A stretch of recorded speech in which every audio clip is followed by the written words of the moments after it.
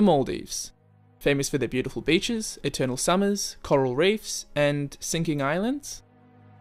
As year after year, despite decades of concern from the science community, the human race continues to pollute the environment to the best of our ability, we are collectively producing a nice warm blanket that is slowly warming up the entire planet. Whether you believe in it or not is irrelevant. It is happening.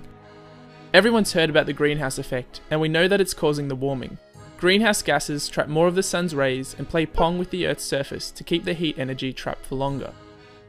We know the devastating effects this can have on a planet, thanks to our closest neighbour in the solar system, Venus. Average surface temperatures there are a toasty 460 degrees Celsius.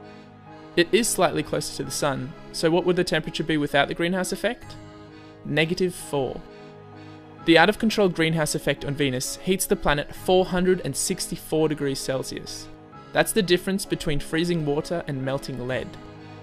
Earth isn't going to warm that much. Our greenhouse effect warms us by about 30 degrees, and this will rise to an extra 2 to 4 degrees over the next century. Sounds nice, right? Longer summers and more mild winters? Wrong.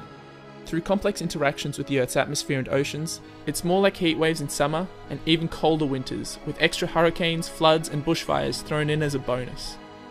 It gets worse, because things that are frozen tend to melt as the temperature increases, and we have a lot of frozen water on Earth. A lot. Enough to cover 10% of the Earth's surface, containing 75% of our fresh water. As our planet continues to heat up, the ice in the Arctic and Antarctic, that on our mountain peaks and in our beautiful glaciers, will melt. The water will flow to the ocean, causing sea levels to rise. Higher temperatures also make things expand.